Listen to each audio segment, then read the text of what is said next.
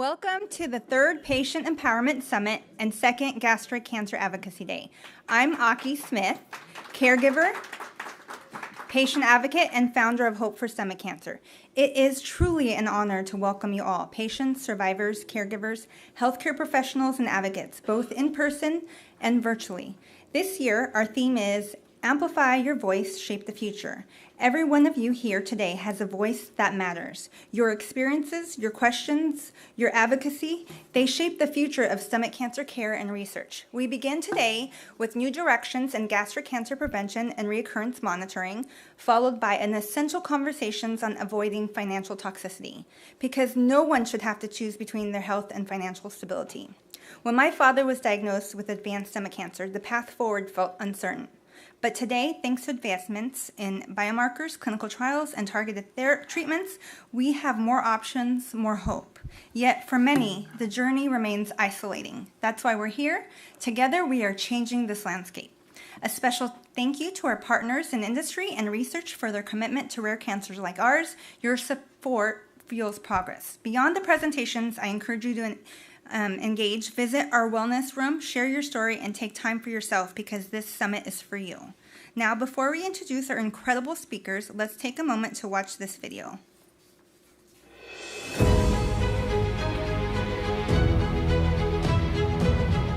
You have to be aggressive and advocate for yourself hard. Pray a lot for strength because this is going to take every ounce of strength, mentally, physically, emotionally, that you have. Don't give up because there will be doctors that are very, negative in their prognosis and their outlook. Don't take that, comment from whoever and think that it's the end.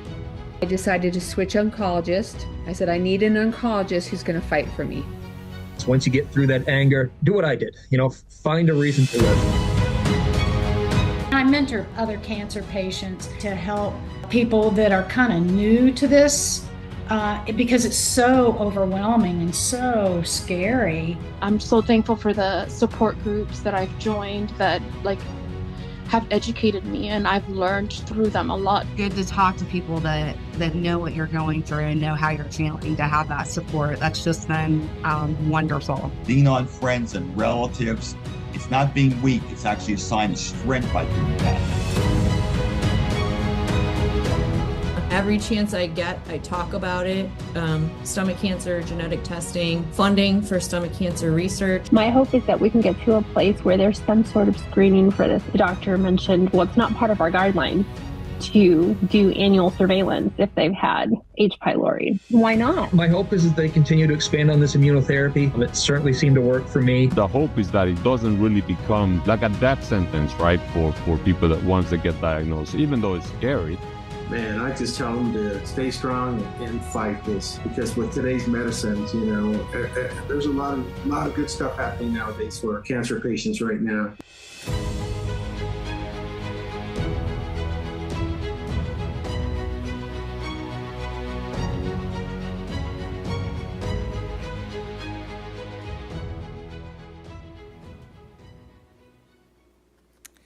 Okay, and now to introduce our first speakers, I'd like to welcome our founding board member, Hiroshima Chavez.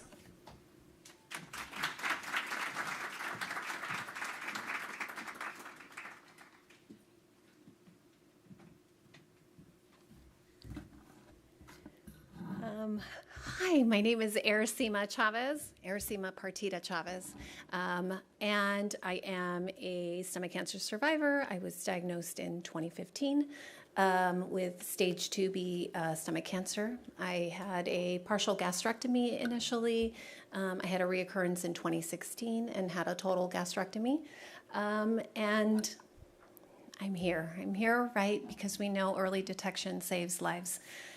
So I just wanted to introduce myself and let you all know how grateful I am for taking time out of your lives to join us and build this beautiful community and support that we all need from each other.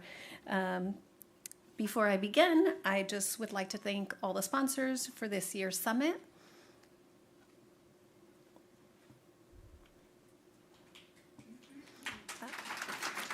The Wi-Fi information for this year's program is on the screen. So maybe take a quick picture of it.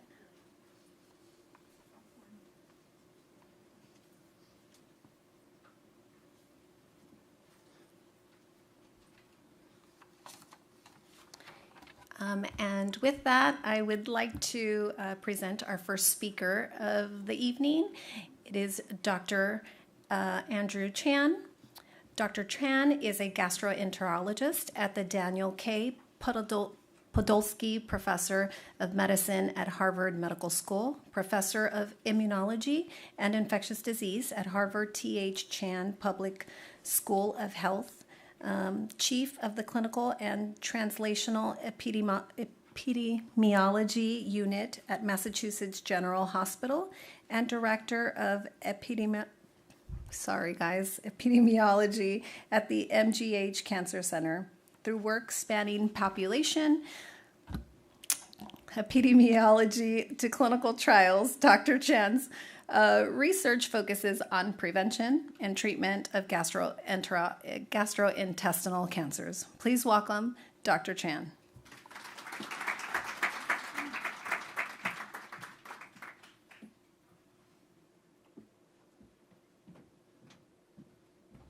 Well, thank you very much, Irasima, for that very kind introduction, and it's really an honor to be here at this summit. It's really an inspiring opportunity for me to be able to meet many of you and to really help us, motivate us to really continue the research that we are striving to do, which is to really have an impact on patients with gastric cancer and their families. So I'm a gastroenterologist, and as many of you know, one of the main tasks that we have before us as gastroenterologists is cancer prevention and screening. And we know cancer prevention and screening for gastrointestinal cancers is a really important component of making sure that we have an impact on a very devastating set of cancers. So I've been fortunate to be able to be in the clinic and to be able to make a difference in terms of prevention. But I also have had an opportunity to hopefully make a dent on this problem through research. And so what I'd like to do today is to give you a snapshot of the kind of research that we're doing in gastric cancer prevention and early detection, and what sort of implications that might have for the future so we can continue to make a difference. So I think all of you are aware of these survival curves, and they're really disturbing. I think we all know that most cases of gastric cancer are diagnosed at later stages, particularly stage 3 and 4.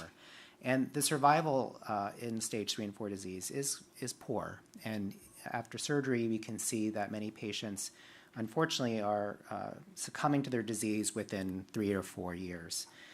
But the hope is that we can actually get more patients up into this area, which is where survival is actually quite good. So if we can get more patients into being diagnosed at stage 1 or even stage 2, we can markedly shift the curve and really improve overall survival from this disease. And that's really the reason for why we do what we do in gastric cancer prevention research. So how do we do that? Well, how do we think about detecting gastric cancer early? So one of the main things that we really need to focus on when we ask this question is, what do we know about the natural history of the disease? How does the disease start? And how does it eventually lead to the development of a cancer? Well, what I think we should all be aware of is that it's a stepwise process in most cases. You have normal stomach lining or normal gastric mucosa that over time can develop into gastric cancer through a series of different steps that are well defined and well known through the literature. We know that most cases of gastric cancer are arising in the setting of a condition known as gastritis, where there's inflammation of the stomach. And over time, that inflammation of the stomach can lead to a condition known as atrophic gastritis, where the stomach lining becomes almost sickly and less healthy. And that over time can lead to the development of what we call intestinal metaplasia, where there's actually specific changes in the cells of this lining of the stomach that are precancerous. This intestinal metaplasia over time can develop into something called dysplasia, where there's actually changes in the cells that actually begin to mimic cancer. And sometimes you may even develop what are called adenomas or polyps. And then this finally leads to the situation where intestinal type gastric cancer can be clinically diagnosed. So where do we have the opportunity to intervene? Well, primarily we want to try to intervene really at this early stage if we can. So if we, for example, diagnose people with gastritis, for example, H. pylori gastritis, that's where we give people antibiotics to try to treat that and prevent the gastritis from progressing into more serious conditions. But there's also an opportunity to really prevent the disease by diagnosing people at this stage, in the precancerous stage, where you can potentially screen people and identify areas of the stomach which have developed intestinal metaplasia, or identify areas of the stomach which have developed polyps or adenomas. So this sort of precancer stage is the stage where there is the opportunity to really interrupt this disease process. Unfortunately, though, there's another major type of gastric cancer where screening and prevention is more challenging, and that's the kind of gastric cancer we call diffuse type gastric cancer. And diffuse type gastric cancer is much more difficult to detect. It's difficult to see on endoscopy. And also, we're not sure why people, whether these diffuse type gastric cancers actually go through these same steps. And in many cases, you might have normal gastric mucosa and then diffuse type gastric cancer, and it may not have gone through these various stages. So this is where there's a real clinical challenge in being able to interrupt the disease process because we don't have very clear precancerous steps to really intervene on. The primary causes of diffuse type gastric cancer appear to be genetic. So many of you are familiar, for example, with hereditary forms of gastric cancer known as hereditary diffuse gastric type cancer. And that's oftentimes due to a genetic mutation in something called the CDH1 gene. But there are also some non-hereditary causes that could lead to diffuse type gastric cancer. So our understanding of these two major types of gastric cancer is really what's leading us to really focus on this as maybe two different diseases and two different diseases that require two different approaches for screening and prevention. And at this point, again, what we're motivated to do is to try to shift clinical practice. The vast majority of patients in the United States that are diagnosed with gastric cancer are diagnosed at the stage where they already have gastric cancer and not at precancerous stages.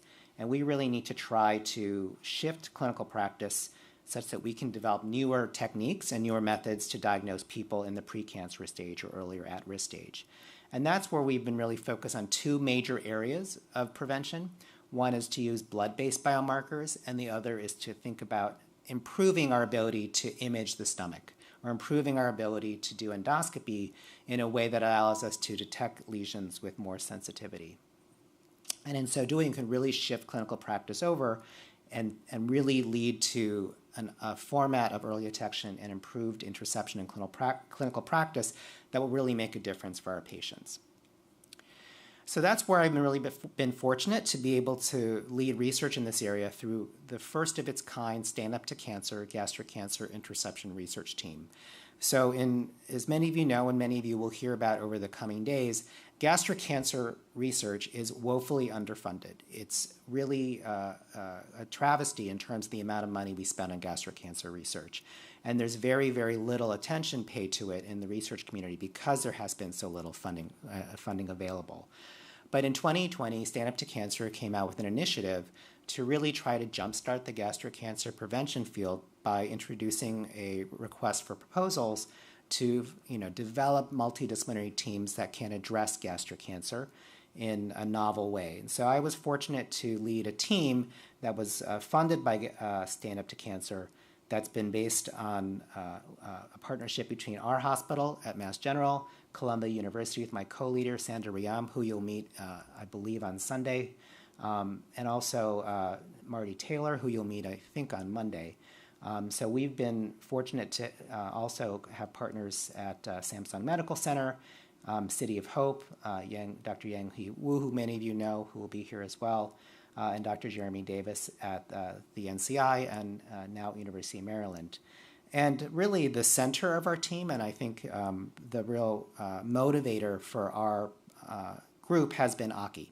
So as part of our team, we really felt that it was important to have patient voices and patient advocates to be able to really inform the research that we do and understand what the priorities are for patients, and to really keep us on task. And so Aki has been a terrific member of our team, and us being able to partner with her has been incredibly important for advancing our science. So with that, I just want to give you a brief outline of the kinds of things we're focused on. So again, we're focused on trying to detect gastric cancer early. So if you look at this schematic and you see the stomach here, we believe that gastric cancer cells that are in the stomach can be detected at an earlier stage, for example, at the precancer stage. And we have two areas of potential focus. One is blood-based biomarkers, where if we can potentially detect things in the bloodstream that reflect what's going on in the stomach, that might be an opportunity for early detection. And I'll cover two areas of research in our team. One is to investigate the ability of something called the line-1 ORF1P protein as an early detection marker, and also the other is to potentially detect tumor cells in the bloodstream early. And these are both promising techniques that we've developed through our work. There's many different blood-based biomarkers, just to sort of cover the landscape. Among the sort of blood-based biomarkers you may have heard of are various markers that are based on detecting fragments of DNA in the blood, as well as, for example, this line-1 ORF1P work that I'll talk about briefly. So line-1 ORF1P will be covered in much more detail by Dr. Taylor's talk, because he's been the person that's really spearheaded this work at Brown University, but just a brief look at it. Line-1 is basically something called a retrotransposon. It's like a viral-like particle that actually inserts into various parts of our genetic code or our DNA. And in most normal tissue, that line-1 is repressed, meaning it's not expressed. It shouldn't be expressed. But for whatever reason, through some processes that we have yet to understand, in the setting of cancer, like gastric cancer, this line-1 protein can be de-repressed, meaning that sort of silencing of line-1 is turned off, so you actually have expression of line-1 retrotransposons in the DNA. And why is that bad? Well, if you have expression of the line-1 protein, then you can, of the line-1 transposon, that leads to the synthesis of a protein known as ORF2. And that ORF2 protein is actually what's detectable in the blood. And so when this line-1 RNA gets transcribed into the cell and into the bloodstream, it can then enter the cell and lead to a lot of additional damage to the cell that can lead to cancer. And so we've been focused on research that's really been trying to interrupt some of these biological pathways that lead to cancer, but also try to determine if we can use the protein that line-1 makes as an early detection biomarker. And it's really been promising work. And so, again, Dr. Taylor will go into this in more detail, but we see in a variety of cancers that this line-1 retrotransposon expression is a part of the cancer process. And there's also a lot of this protein that can be detected in various tissues and not in normal cells. And in particular, in gastric cancer, you can see that these proteins are detected in gastric cancer, but not in normal tissue. So this represents, again, a very promising potential biomarker for early detection. And we've started to do some really sort of initial pilot studies which show that it's very highly expressed in patients with gastric cancer compared to patients that don't have gastric cancer. And it's also very much expressed in the tissue. And so we're now starting to embark on clinical studies where we're taking blood from patients at risk for gastric cancer and patients that have developed early stage gastric cancer in particular to see if we can understand better how this protein can be modified to be an early detection test. And we can potentially use this for our patients, in particular patients that might have very difficult to detect tumors, for example, patients with the diffuse type of gastric cancer that I mentioned. And so we've found, for example, that in a small study we did of just 10 healthy people and 10 patients with gastroesophageal cancer, there is marked elevation of the line-1 protein in the patients with cancer in just a very small amount of blood. So we're continuing to optimize this into a blood assay that we can do in larger numbers of patients, and hopefully we'll have a better sense of whether this would be something we can ramp up into the clinic. It's also a potential early marker of response. And so I think one of the challenges in gastric cancer is after surgery. If you want to monitor people for response, it's a challenge. There's not a lot of things that we can do other than, for example, endoscopy or scans. And those are not always the most sensitive way to detect recurrence. But there is some promise that we can use these blood-based biomarkers as an early marker of response in some of our clinical trials. And so this was a clinical trial that was conducted of patients who were getting systemic therapy for gastroesophageal cancer. And you can see that it actually, whether you had this particular protein or not, predicted whether you would respond to chemotherapy. So people that had high levels of the ORF1p protein were the ones that didn't respond as well, and seen here in the red, whereas people with lower levels of the ORF1p protein did respond pretty well. So the ORF1p protein could be a marker of how well someone responds to chemotherapy, which is very important for our patients.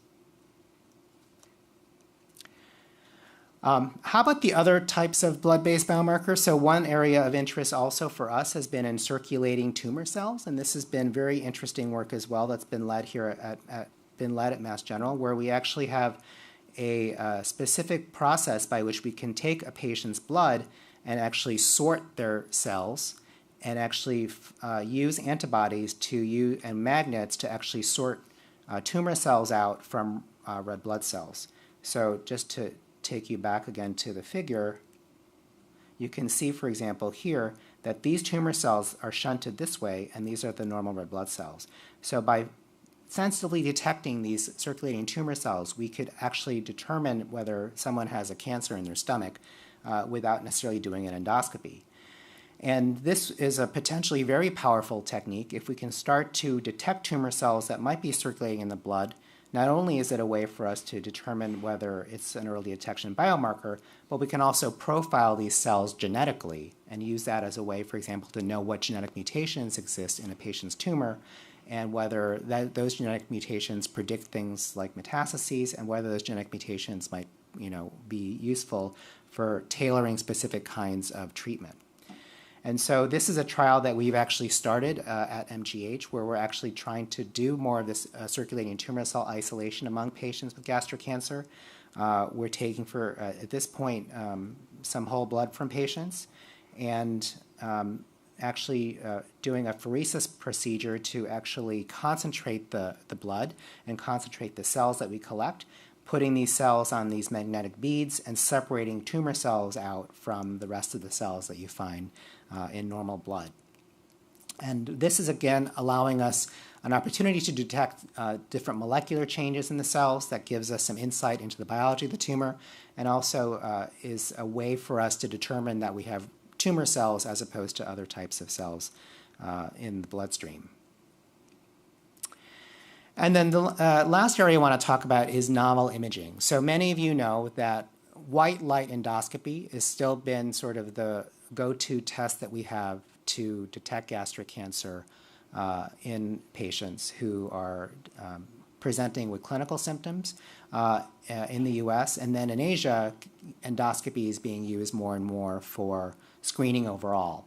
But endoscopy does have its limitations, and that's because we use a white light to look in the stomach, and sometimes we just don't see gastric cancers very well. They can be very hard to look at and very hard to see endoscopically. And so many gastric cancers are actually missed on a traditional white light endoscopy. It's much less sensitive in picking up gastric cancer than, for example, a colonoscopy is in picking up colon cancer. So we really felt there was a need to improve our ability to more sensitively detect areas of precancer and gastric cancer in the stomach, which is why we started to develop a novel imaging platform to actually detect molecular changes that we might expect to be found in precancers. So in particular, let me take you through what this involves. It involves actually a novel molecular imaging agent known as LUM-15. And LUM-15 is a molecular imaging agent that was developed by a company in Massachusetts called Lumicell that we've partnered with. And Lumicell developed this initially as a way to detect tumor cells in patients with breast cancer. And in particular, patients with breast cancer who are, for example, having a lumpectomy. The concern when you do a lumpectomy is that there might be some residual tumor at the margin. So they've developed this molecular imaging agent to inject into patients and have people have this particular imaging agent hone in on areas of cancer at the margins of these breast cancer surgeries. And so you can determine whether you've adequately resected the breast cancer from a patient who's having breast cancer surgery. So understanding that theory, we were really interested in potentially using this for endoscopy. If we can use a molecular imaging agent to actually hone in on areas in the stomach that we believe are precancerous and have those areas light up, that could be a very sensitive way to improve white light endoscopy. And how that works is basically tumors in general have overexpression of an enzyme known as cathepsins. These are proteases or specific enzymes that are known to be expressed in cancer, and these enzymes also break apart certain bonds in some of our molecules. So what we do is we inject this LUM-15 molecule into the patient, and if it circulates into the blood, goes into the stomach, and goes into areas of tumor, and the tumor cathepsins actually cleave a fluorophore, or a molecular beacon on the protein that allows it to emit a fluorescent light that can then be picked up through an infrared endoscope. And this is an example of the image that we have produced in a patient with gastric cancer in our lab. And you can see that there are areas that are that light up compared to regular tissue, and those areas are areas that we think overexpress cathepsins and are more likely to be precancerous. And so this has been very exciting work that we're hoping to develop into a large-scale clinical trial that we are supported by Stand Up to Cancer to do, as well as with support from Lumicell in the next year. So we're looking forward to not only moving the needle on blood-based detection, but also in endoscopic imaging. And you can imagine that this is a very powerful way to monitor for recurrence in patients with gastric cancer. So after someone, for example, has had a partial gastrectomy for gastric cancer, if you can give them a molecular imaging agent, and that hones in the area of the stomach that's more likely to be precancerous or cancerous, you can then know earlier that someone has had a recurrence, and also potentially find an area of the stomach that could be cured through curative resection. So it has a definite benefit for not only early detection of gastric cancer, but also therapeutic monitoring. And I would say the potential hope is that this will be particularly useful in patients with diffuse type gastric cancer, which, as I explained, is very, very difficult to diagnose because those lesions are very, very subtle and very difficult to see on white light endoscopy. And currently, our approach to those patients is to just randomly biopsy the stomach and hope that we find an area of cancer. And you can imagine that requires a lot of biopsies for one, and a lot of luck. And if you happen to hit upon an area that has cancer or precancer, then that patient is fortunate to have been diagnosed.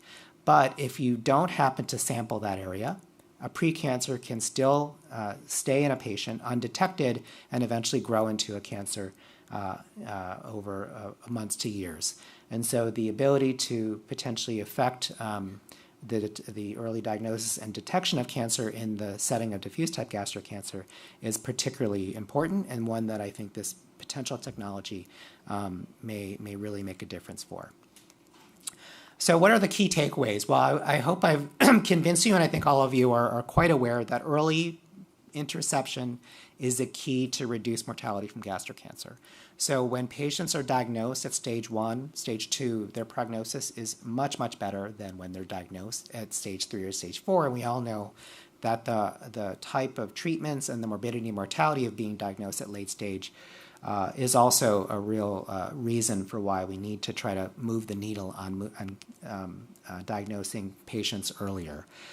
The most promising areas that I think are out there now for early detection and interception is blood-based biomarkers. I mentioned the ORF1P protein, and you'll hear more about that later in a few days, and also the detection of circulating tumor cells. And that's a really promising approach that we will potentially be able to introduce to patients in the near future. Molecular imaging, I think, does also have a lot of promise. and particularly can improve endoscopic detection of early cancer in high-risk populations, for example, patients with the CDH1 mutation. And we have clinical trials that are soon to be launched. We were really happy to hear that Stand Up to Cancer originally funded our team for a 3-year grant period. And we were fortunate to get an extension of that grant funding, so we now have another 3 years to really work on this project. And we're grateful, of course, for their support, but also the support of the gastric cancer community in our research, because I think it's their advocacy that really has motivated groups like Stand Up to Cancer to fund the research. And so all the things that you guys are doing on Capitol Hill is so critical and so important for us to advance this work. And I just would mention, just as on a personal note, I don't know if many of you follow the news, but there's been a recent effort, or there has been a policy that's just been put in place by the federal government to decrease the amount of funding to major hospitals and universities to support research. So at this point in time, medical research in our universities and hospitals is very vulnerable, and all the progress we've made over the last several decades is under threat. And so I really admire and appreciate all of your efforts on our behalf. And so when you go to Capitol Hill on Monday, these cuts to the NIH, and in particular, the specific policy that was put forth was that they were going to cut what they call the indirect cost rate to universities from 50, 60% to 15%. So drastic cuts that will really lead to the inability for a lot of us to be able to continue our work. And so although we are very hopeful for the future of the science, that really requires resources and support from the federal government as well as foundations. And obviously that is a message that I think all of us can try to share with the people that represent us in Congress. So with that, I'm very, again, honored to be here and to be able to interact and meet with all of you, and also to give us a chance to share with you our research. And hopefully we'll be able to get a chance to really lead this the whole way into clinical trials, so we can really start to find ways to help patients get diagnosed earlier, and to help patients who are diagnosed with gastric cancer be monitored more closely for recurrence. And with that, I'm very happy to take questions.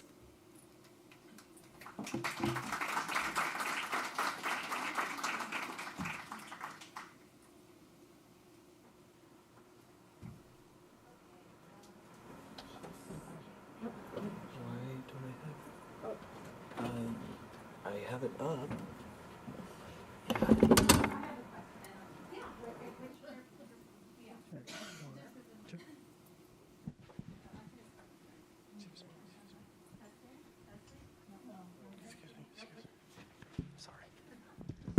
Testing. Oh, okay, cool. Question for you. I have NTRK, gene-mutated adenocarcinoma, and I know I'm on right now a clinical trial for this particular cancer. It's called Vitracavy. They discovered it in Germany in 2018. Have you heard of it? And if you have, what have you heard for the cure for this particular cancer? Yeah, I have heard of it, and I have had some interaction with patients that have been, interested in getting that therapy or on that therapy. But unfortunately, I'm not a oncologist, so I wouldn't be able to comment specifically about the therapeutic efficacy of this particular drug or this particular situation. But I think what you're speaking to, I think, is an example of where increasingly in the therapeutic world, we are using molecular profiling of our cancers to guide our treatment. And so I think that does have relevance to also the kinds of methods that we're trying to deploy for early detection and monitoring. For example, if we're able to detect circulating tumor cells and profile those tumor cells mutationally, that can give us some leads onto the kinds of therapies we should be, deploying for our patients, particularly in settings where maybe we're not able to get, a good molecular profile from the cancer tissue. Okay, so for those of you who do have it, have never heard of it, Bayer Pharmaceuticals is actually backing the research for NTRK gene-mutated adenocarcinoma, and because of the clinical trials, they are using people like us, where they do take my blood, my biomarkers worldwide, and they are looking for that particular cure for this cancer. So I don't know if anybody else who has this, but I'm super excited, and I was just hoping that there would be a cure at some point so I can stop taking this research drug. And I'm less than 6%. Oh, Circulogene Thermologistics. That's the research company that is working on it, Circulogene. So they come every 3 months. They take my blood, and they are actively looking for this cure. So I'm hoping and praying it all comes soon. Yeah, thank you for sharing that.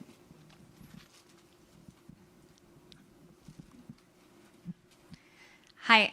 So my question, as you're talking about circulating tumor cells and monitoring, do you know much about Signatera, or is there a more specific test that we should be asking for? So like very similar to what she's going through.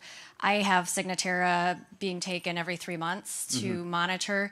What do you think? I guess what is your opinion on? Yeah, so there are various other commercial tests that are currently being used to for both early detection and monitoring that are around largely detecting DNA, either DNA fragments or DNA mutational profiles. So I think that is in particular for therapeutic monitoring, that's a very promising area.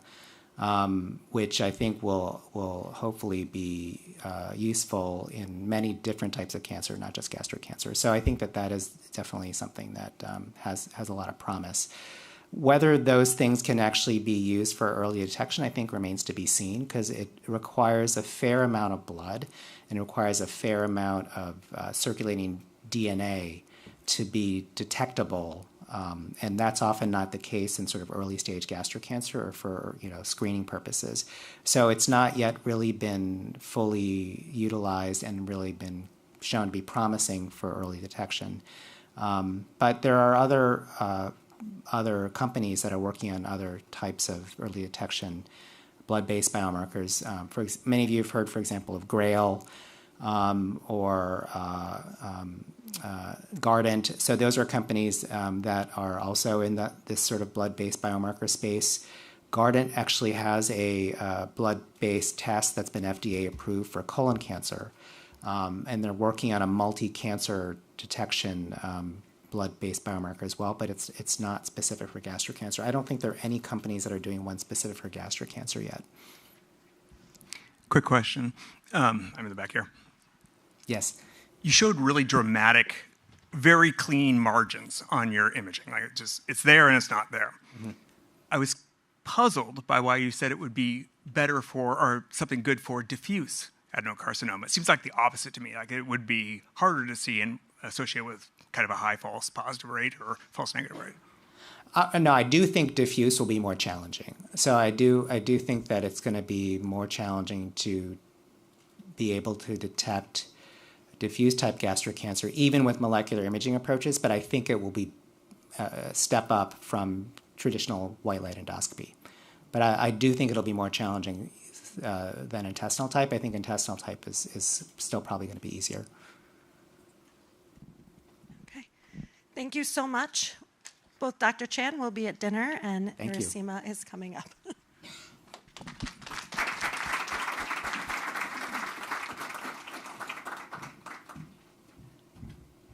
Thank you so much, Dr. Chan. We are so grateful for your presentation. Our next speaker is Joanna Fazzi-Duran, CEO of Triage Cancer. Joanna is a cancer rights attorney, author, speaker, and CEO of Triage Cancer, a national nonprofit organization providing free education on practical and legal issues that may impact individuals coping with cancer and their caregivers through events, materials, resources. Ms. Duran has spent nearly 30 years working on behalf of individuals with cancer, including 5 as an adjunct professor of law at Loyola Law School, teaching a seminar in cancer rights law, and 8 at the John Wayne Cancer Institute's Psychosocial Care Program and Positive Appearance Center. Please, let's welcome Joanna.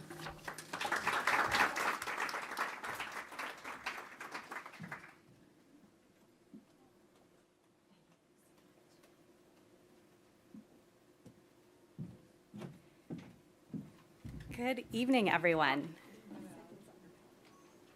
No problem. I will stall.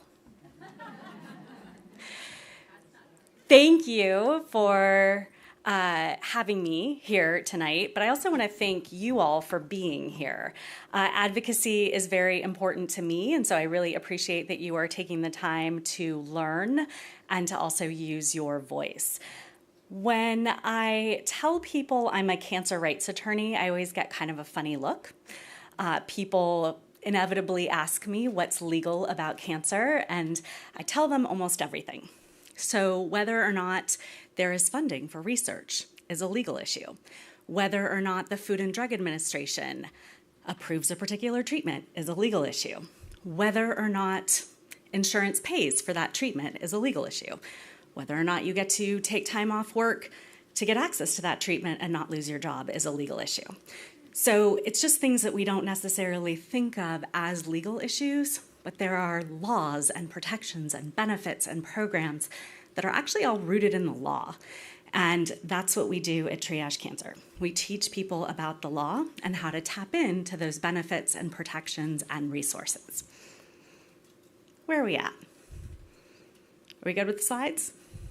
Okay. So at Triage Cancer, we provide that education through events and resources and materials. And many of those legal issues are actually also contributors to financial toxicity. So the cost of care, how insurance is covering that care, if you have to take time off work, how do you replace lost wages? All of those things can actually be contributors to financial toxicity.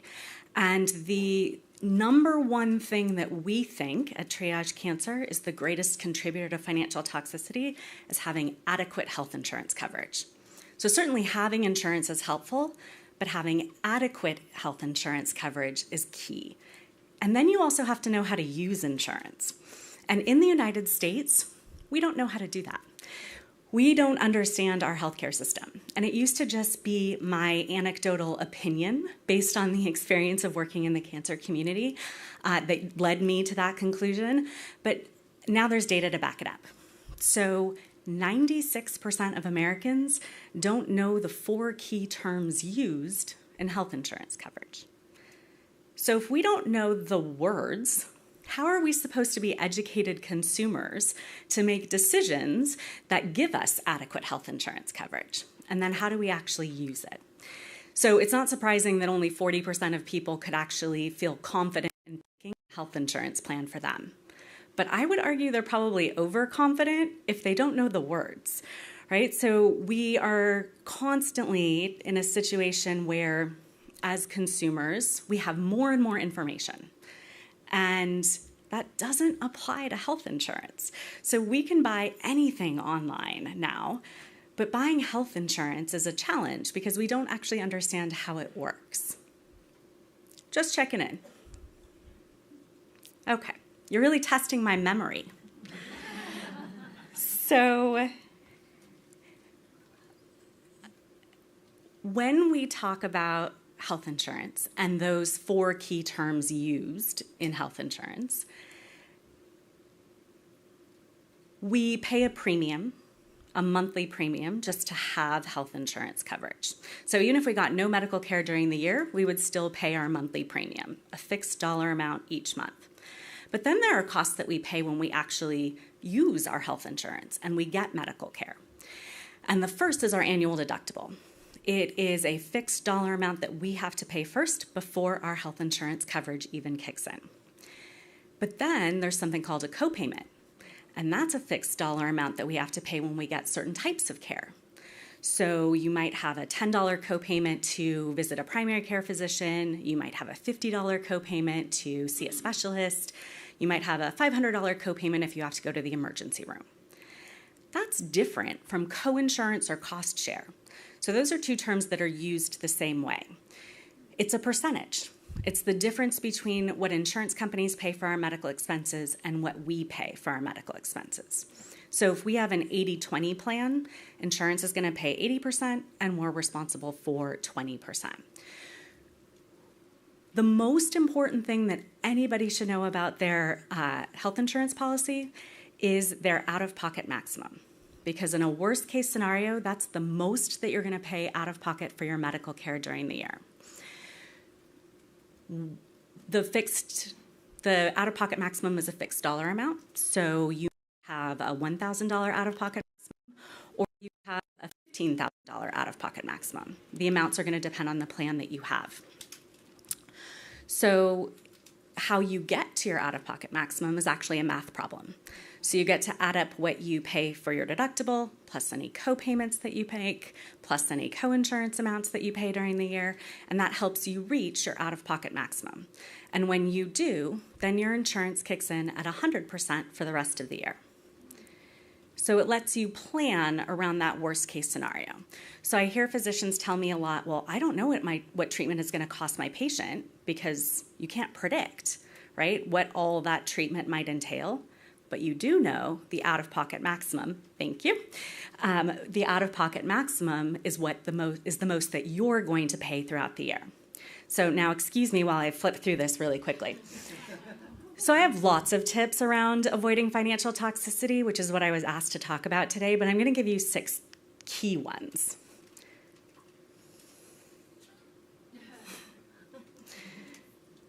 I've already told you all of this already. All right, so let's look at Dan to see how that out-of-pocket maximum works. So he has a plan that's a $2,000 deductible. It's an 80-20 plan, and he has an $8,000 out-of-pocket maximum. He gets into an accident. He spends a week in the hospital. He walks out with a $102,000 hospital bill. Assuming he's had no other medical expenses during the year, what does Dan actually have to pay for that bill? Any ideas? It's $8,000 because that's his out-of-pocket maximum, but this is how you get there. So first he has to pay his $2,000 deductible, which leaves $100,000 left of that bill. And he has an 80-20 plan, so the insurance is going to pay 80%, and he's responsible for 20%, which is $20,000. But how much does he actually have to pay of that $20,000 bill? $6,000. Because he has the $8,000 out-of-pocket maximum, and he's already paid his $2,000 towards his deductible, so he has to spend another $6,000 to get to his out-of-pocket maximum. Now, I'm not suggesting that $8,000 isn't a lot of money, but at least it's not the $20,000 bill that he would have to pay for his co-insurance, so it provides that cap. So when we talk about the law, the devil is always in the details. That is generally how an out-of-pocket maximum works, but it depends on the type of plan that you have. So if you have a family plan, you'll have an individual out-of-pocket maximum and a family out-of-pocket maximum. If you have a marketplace plan, that's actually the most protective for consumers because it includes copays, deductibles, co-insurance for both medical care and prescription drugs. Employer plans are allowed to carve things out.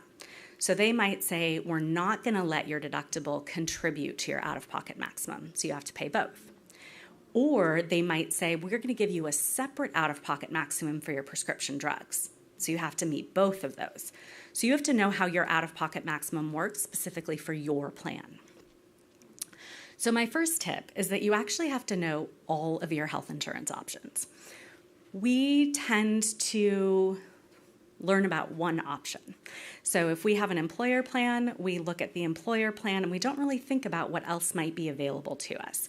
And I'm not going to spend time tonight talking about all the various health insurance options that exist. I could take hours to do that, but I do want to point out that we have a lot of resources at Triage Cancer to help you understand health insurance options, because you can't make a good choice about what's best for you until you know what all of those options actually are.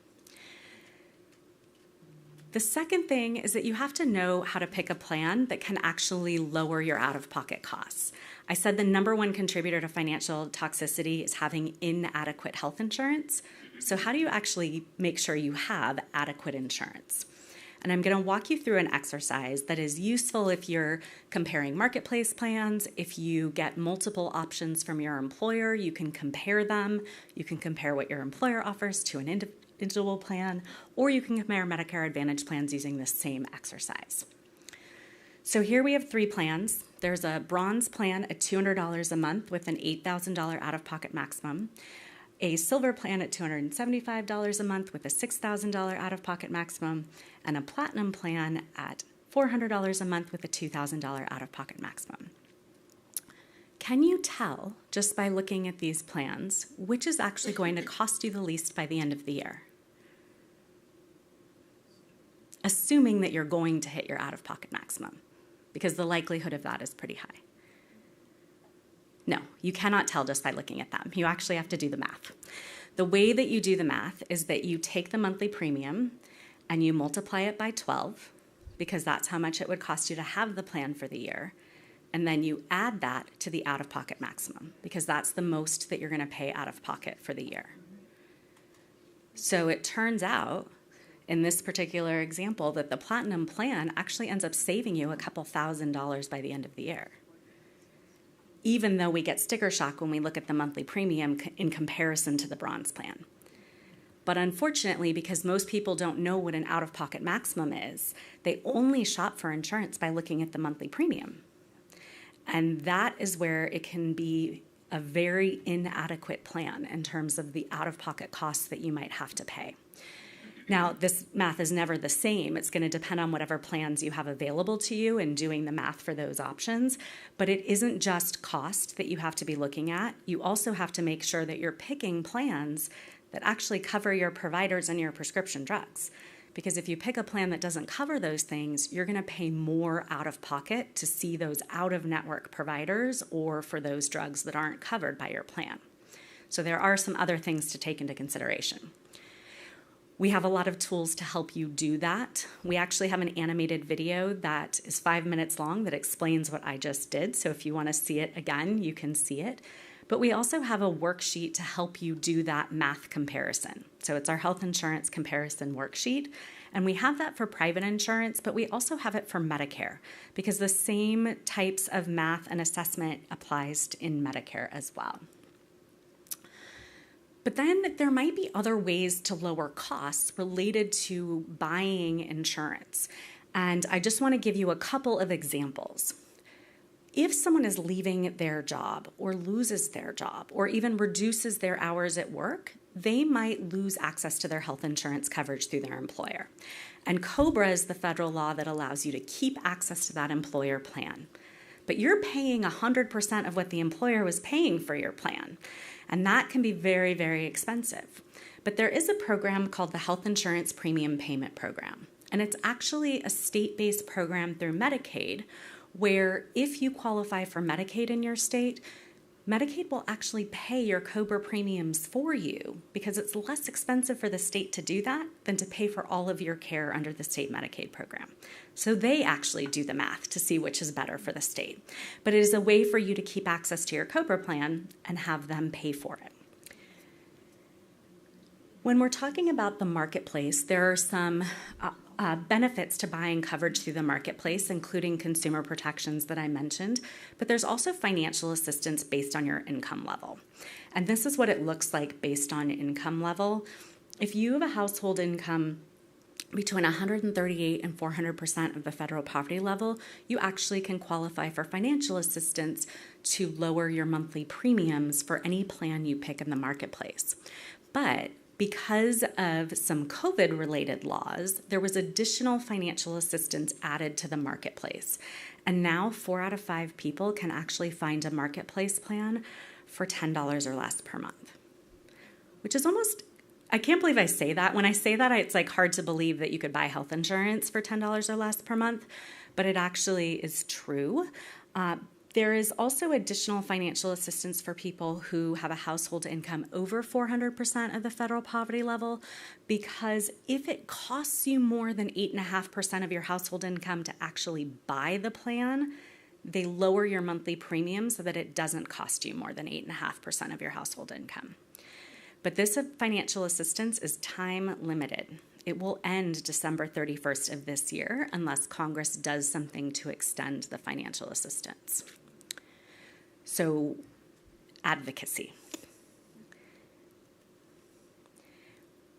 When it comes to Medicare, there are actually two different types of programs to help with the costs of Medicare.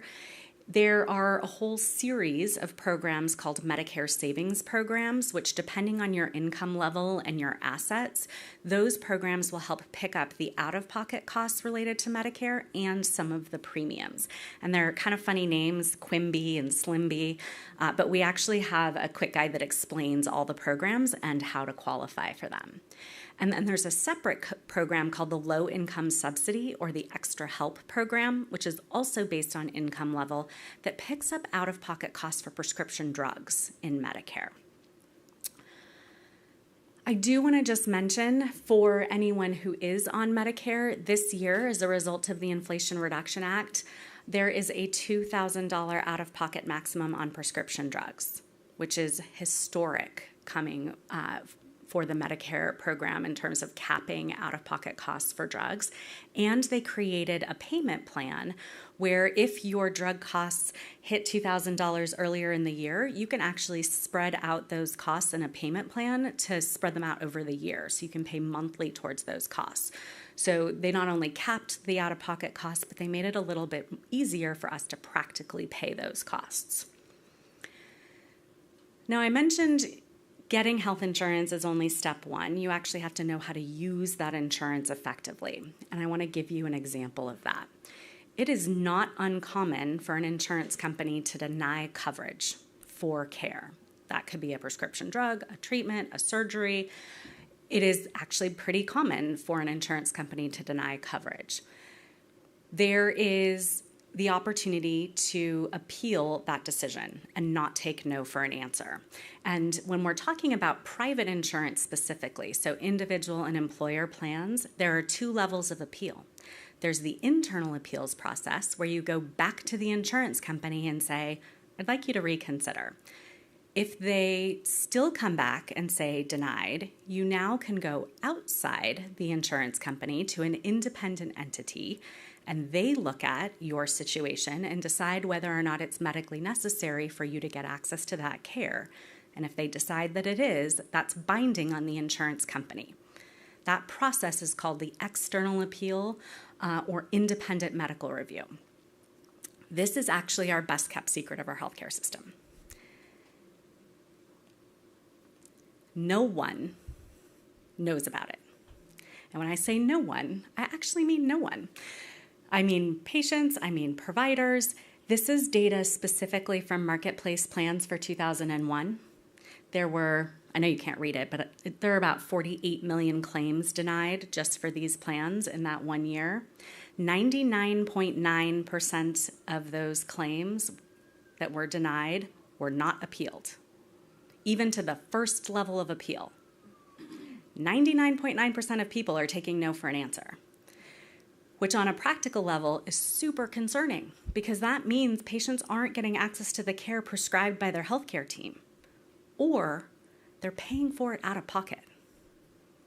So this by itself not only contributes to lack of access to care, but it also contributes to financial toxicity because patients are paying for care when insurance companies should have covered that care. And what I didn't tell you is that when someone gets to the external appeal stage, on average, about 50% of the time, they're successful. So when you think about 48 million claims, that's 48 million people who didn't get access to the care or paid for it out of pocket, but about 50% of them would have been successful in an external appeal. So we have a lot of resources to help people navigate the appeals process, but it does depend on the type of plan that you have and type of insurance. There are different steps to the processes, so we have resources to help you figure that out. Now, when it comes to insurance, even if you have the best health insurance and it's very adequate, you're still going to have medical bills. The problem with medical bills is that it generates a lot of paper, and that could be physical paper or it might be emails or notifications in your online portal, but it generates a lot of things that you have to read. And so from an insurance company, you might get a letter saying, we've received a claim from your provider. You don't have to do anything with that claim, but we've received it. Then you might get a letter that says, now we're processing that claim. Still don't have to do anything with that, but then eventually you'll get an explanation of benefits, and it looks something like this. A good explanation of benefits might even have words on it as opposed to just codes. But this chart-looking explanation of benefits is really important because it tells you how your insurance company handled that claim from your provider. The last piece of information you're going to get is the bill from the provider. The problem is that those pieces of paper do not necessarily arrive in chronological order. So you might get the bill first before you get the explanation of benefits. And it's very important that you actually wait for the explanation of benefits before paying that bill, because you want to make sure those two pieces of paper actually match up. You want to know that your insurance company actually paid what they were supposed to pay for the bill and what your responsibility is left. You want to make sure that there was nothing that was denied. And in that case, if you do, you want to actually appeal that denial. So you need to make sure that those two things actually match up and that there weren't any mistakes before you know what you actually have to pay to the provider. I do just want to mention there is also a really fantastic organization called $4, and they help patients figure out if they qualify for the financial assistance programs available at their hospitals. So nonprofit hospitals in the United States are required to provide something called charity care. It might be called something different at your hospital, but basically they have to provide a financial assistance program based on income levels. But they get to decide the rules, and trying to find that information can sometimes be hard. $4 will do the work for you. Even if you have old medical bills, you can go to them and say, should my hospital have given me financial assistance, and help negotiate with the hospital to get that help. So they're a fantastic organization that does all of that for free. If you're in a situation where you feel like you can't pay that bill, you can actually negotiate a payment plan with most providers, but you have to ask for it. They often aren't going to volunteer that information up front. You could potentially even ask for them to write off a portion of the bill. Sometimes they'll accept a lump sum payment instead of setting up a payment plan, because they'd rather have some money now than to set up a payment plan over a period of time. So you could potentially negotiate with them for that lump sum payment as well. Keeping track of your medical bills can be useful for a couple of reasons. We actually have a medical bill tracker on our website that you can download. And what is useful about this is that you can actually put in your plan information, so your deductible amount and your out-of-pocket maximum.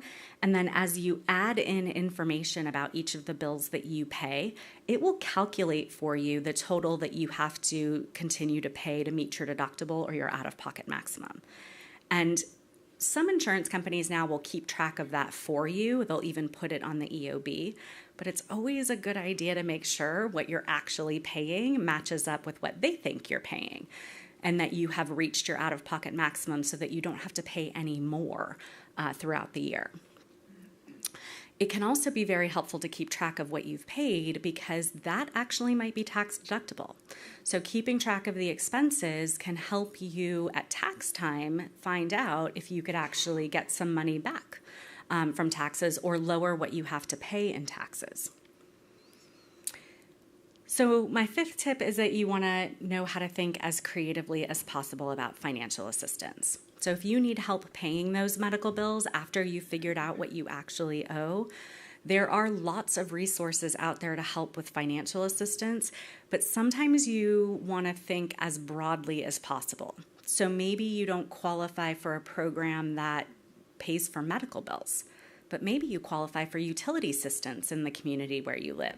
So you could get help with your utility bills there and use that money to help pay medical bills. And so sometimes people kind of think too narrowly when thinking about financial assistance that's available. So we have a lot of resources on our Cancer Finances Toolkit in two places. So we have a financial assistance module, which has different types of resources by category. And then we also have a module on prescription drugs and managing the costs. And in this module, in addition to information about programs available, we also have this chart that lists all the drugs in the cancer community and the companies that make those drugs and the links to the financial assistance programs from those pharmaceutical companies. So we've done the Googling work for you and compiled all that information in this chart. And then my last tip is to know where to go for help and more information. And at Triage Cancer, we have a lot of resources to help you navigate these topics. So there are print materials, there are animated videos, we have a podcast, but we also host free educational events. We have our monthly webinar series that covers a variety of different topics. This feels a little late for you all because you're here this week to engage in advocacy, but later this month we have a webinar on how to engage in advocacy in the cancer community. But then we have topics that cover the gamut throughout the rest of the year, and if you miss a live webinar, you can watch past ones on the website. We also have our Triage Cancer Conference, which is a full day that talks in much more detail about the things that I've shared with you today, as well as topics around getting organized and employment and disability insurance and finances and strategies for planning ahead. So those are free one-day events as well. And then if you still have questions about your individual situation and want to get answers, you can actually contact our legal and financial navigation program. So if you go to our website at triagecancer.org/gethelp, you can sign up for an appointment to talk with our team to get answers to your individual questions. So with that, I will ask if there are any questions tonight. Perfect. Thank you so much, Joanna. Yeah, I had a question regarding prescription medications. For those prescription medications that insurance doesn't cover, if we actually pay out of pocket for them, I mean, smaller amounts, right? $20, $30 a year or whatever. Those won't count towards the maximum out of pocket or the deductible or anything else, right? That's a great question. So if you are taking a drug that is not covered by insurance, what you pay out of pocket for that drug doesn't go towards your out-of-pocket maximum. So they will only include things that you're paying for if they're in-network providers or things that were on the formulary. But I do want to mention, it is very common for insurance companies to not have a particular drug on their formulary, which is the list of drugs covered by a particular plan. It doesn't necessarily mean that they won't need to cover it. So if it's a drug that you've been prescribed that is not on the formulary, you can ask for what's called an exception request. So you're asking for an exception to the formulary to get access to that drug, but you really have to work with your healthcare team to describe why is it medically necessary for you to get access to that particular drug. So they're really great allies in getting access to the medications that you need if you're in a situation where your insurance company is saying no. So, and lots of healthcare teams do this for you anyway, and you might not even know it's happening because they're doing that for you behind the scenes. But if you end up getting the denial letter from an insurance company, it's very important to go back to your healthcare team and ask, if it's important for me to get this particular drug, can you help me with that exception request process? And if the exception request is denied, you can actually use the appeals process that I was talking about to get access to the drug as well. Thank you. They're coming with the microphone. I'm coming. Hi, so I know you mentioned the option that you said was like the best kept secret. Is that similar to a peer-to-peer review? That is such a good question. I'm so glad you asked. It is absolutely not. So the peer-to-peer review process is when an insurance company has a doctor or a healthcare professional employed by the insurance company who talks to your healthcare professional. And you would think that having, two people having a conversation about what's appropriate for a patient would be really practical, but that often still results in a denial. That is all in the internal appeals process. So you're still talking to the insurance company. And they often kind of make it sound like the peer-to-peer review is an external review, and it's not. It's still internal. So even if the peer review is denied, you still get to go to external review. How would you go about, I guess, going down that route? So the first step, kind of generally, depending on the state that you're in, is to start with your state Department of Insurance. And to make it easier, we have this information on our website. On our state resources page, you can scroll down to the health insurance section, and it has the agency in your state that handles this. And then we have step-by-step instructions. But you can always start with your state insurance agency to ask, what's my state-specific process based on the type of plan that I have for getting the access to the external review process. Oh, thank you. Of course. Good questions.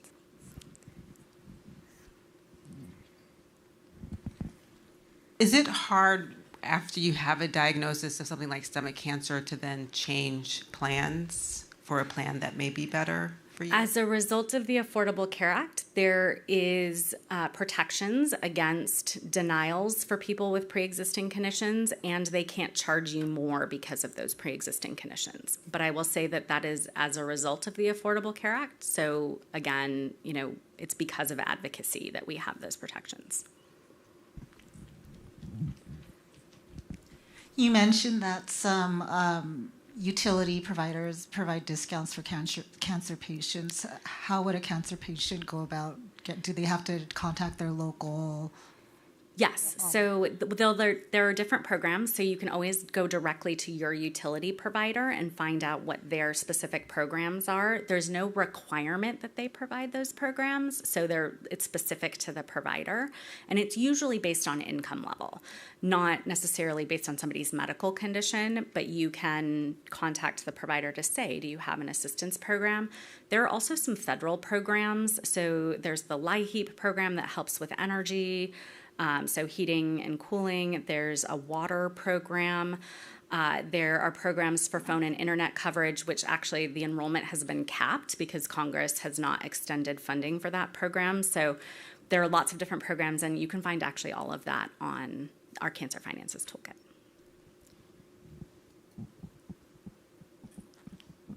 Okay. Thank you. Thank you, Joanna. We are so grateful for your knowledge that you shared with us this evening. Okay, so with that, we are now breaking for dinner. Dinner will be held in the next room, and then we will be back at 8 p.m. For Malignant Comedy Session with Jamie Becker and Stephanie Klein. Thank you so much, guys.